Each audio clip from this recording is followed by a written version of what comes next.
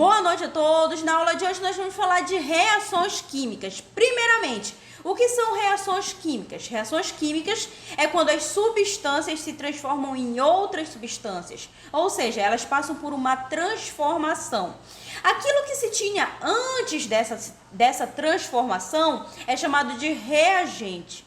E aquilo que se tem depois, após esse processo de transformação, é chamado de produto. E existem algumas características que indicam que a substância sofreu uma reação química, que é a mudança de cor, formação de precipitado, alteração da temperatura e liberação de gás. Então, aquela maçã que você cortou, esqueceu em cima da mesa e se oxidou, ela é uma reação química? Sim, ela é uma reação química, ela possui uma característica de uma reação química que é a mudança de cor.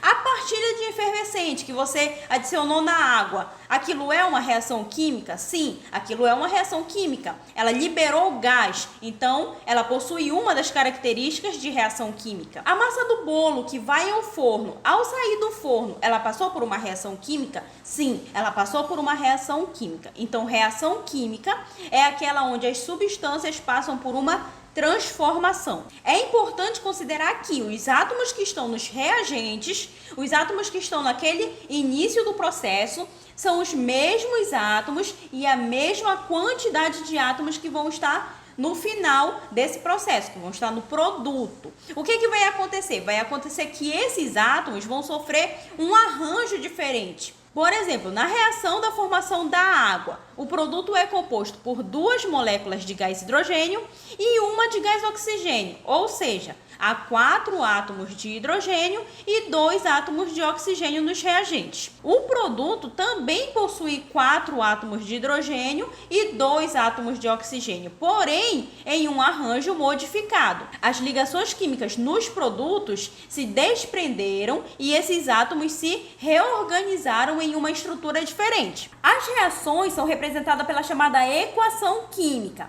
Na equação química, os elementos que estão participando da reação são representados por símbolos já padronizados de forma universal. Então, por exemplo, o átomo de carbono é representado pela letra C, tanto aqui no Brasil quanto em qualquer lugar do mundo. Na equação química, uma seta separa o que havia anteriormente, que são os reagentes, eles ficam do lado esquerdo da seta, e no lado direito da seta tem-se o que se formou, que são os produtos. Como, por exemplo, na reação de formação do gás carbônico, os reagentes são os que estão no lado esquerdo da seta e os produtos, o que estão no lado direito da seta. Em cada substância pode haver os seguintes símbolos. Se houver uma setinha para cima, significa que houve um desprendimento de gás. Significa que aquela molécula, onde está sendo indicada por esse símbolo, se trata de um gás. Se houver uma setinha para baixo, significa precipitação de um sólido, ou seja, aquela molécula indicada por essa setinha para baixo é um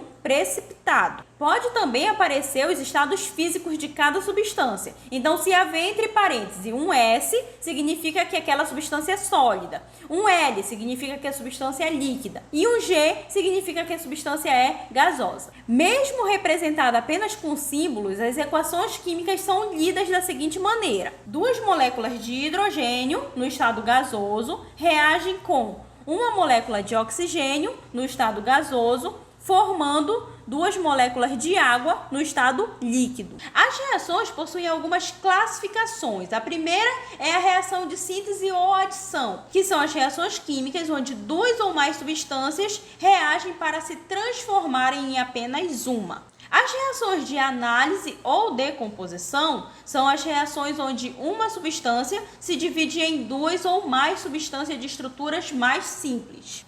As reações de simples troca ou deslocamento são as reações onde uma substância simples troca de lugar com um elemento de uma substância composta, produzindo uma nova substância simples e uma nova substância composta. E as reações de dupla troca são as reações onde 2 substâncias compostas reagem e trocam seus elementos, se transformando em 2 substâncias também compostas. Então, essa foi a primeira parte da nossa aula e ela não para por aqui. Eu aguardo você no próximo vídeo. Se você gostou dessa aula, não esquece de curtir, compartilhar com seus amigos e se inscrever no canal.